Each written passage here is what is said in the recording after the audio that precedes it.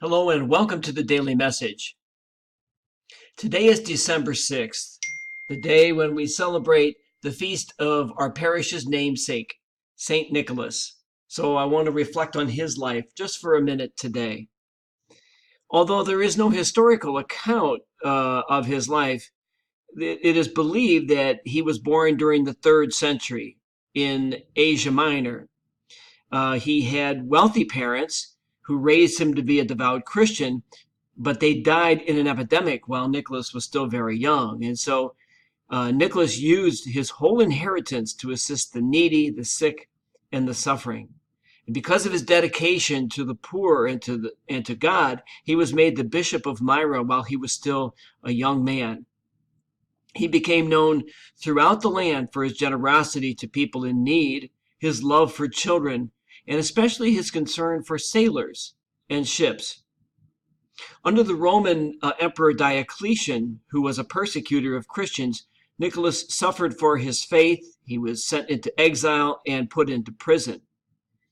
He was eventually released, and after that time he attended the Council of Nicaea in 325 CE, at which the Nicene Creed was produced. Nicholas died on December 6th in the year 343 in Myra, and he was buried in his cathedral church. There's the basic story of his life, but there are many stories and legends about his life and his deeds. I'll tell you one of them. He once encountered a poor man who had 3 daughters, and in those days, a young woman's father had to offer prospective husbands a dowry. And the larger the dowry, the better the chance that a young woman would find a good husband. Without a dowry, a woman was unlikely to marry. So this poor man's daughters without dowries were destined to be sold into slavery. Mysteriously, on 3 different occasions, so the story goes, a bag of gold appeared in their home, providing for the daughters the needed dowries. These bags of gold were tossed through an open window, and they are said to have landed in stockings or shoes left before the fire to dry.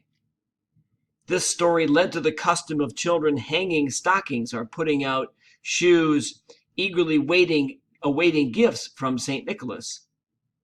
Sometimes the story is told with gold balls instead of bags of gold.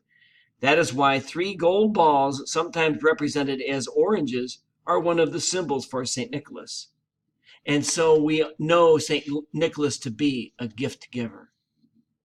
Let us give thanks to God today for the witness of St. Nicholas and for the witness that we are privileged to give to the faith of the church, which was embodied in St. Nicholas, a spirit of generosity, a spirit of service to others. Thank you very much for watching, and happy St. Nicholas Day.